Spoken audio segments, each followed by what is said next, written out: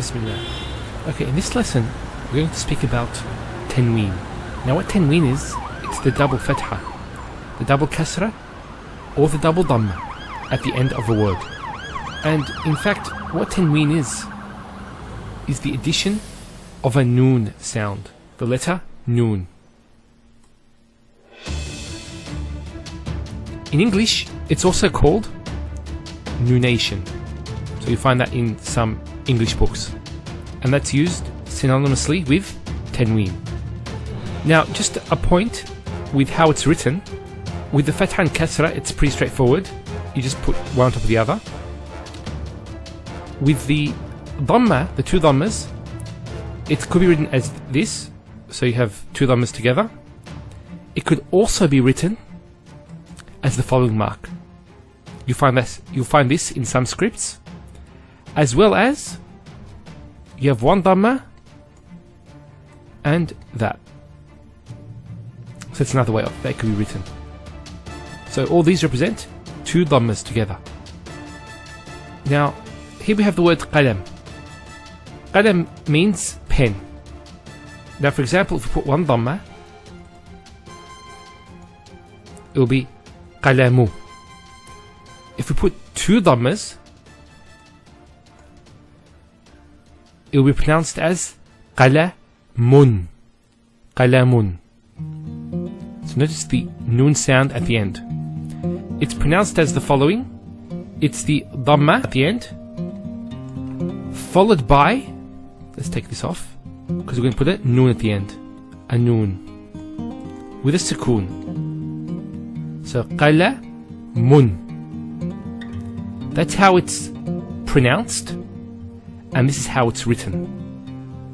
So you never write a tanween like this. Now, what does tanween indicate? The main thing it indicates is indefiniteness. So here, qalamun would be a pen. So here we have the word rajul, which means man. Now, if we want to say a man, we'd put tanween. Either the two dhammas, the two fathas, or the two kasras. So either rajulun, rajulan, or rajulin. They all indicate a man. So the main usage of tanween is indefiniteness. So it's giving the sound of a noon with a sukoon at the end of the word. Now let's go through some words with tanween.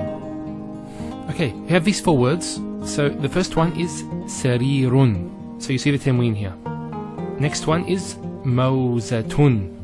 Third one, ajalatun.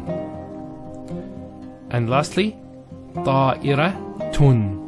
So notice the un sound at the end. And we can also put the two fathas and the two kasras also.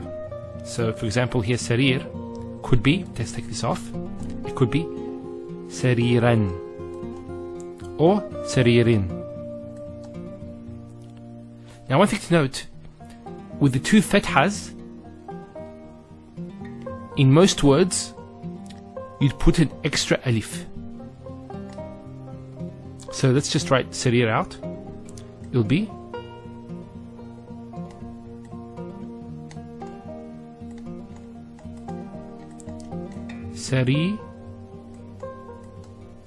sariran. So this alif is put with the two fathas only. The two dhammas and the two kasras don't get this. There's an exception. For example, the ta marbuta. See these three words, they all end in a ta marbuta, the closed ta. So this is a ta, but it's a closed ta, as opposed to the open ta.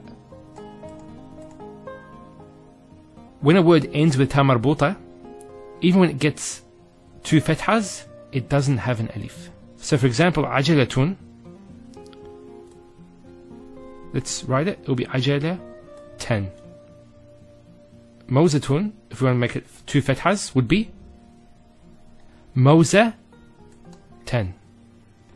Now, another point to note, most masculine proper nouns will have a tanween, yet they are still definite.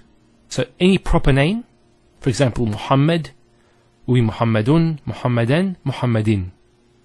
So they have tanween, but they're definite. With all other nouns, the tanween will indicate indefiniteness. Finally, just the meanings of these words. So sarir with the tanween is a bed. So mawzatun is a banana. Ajalatun is a bicycle. And ta'iratun is a plane. That completes the lesson. Walhamdulillahi Rabbil Alameen.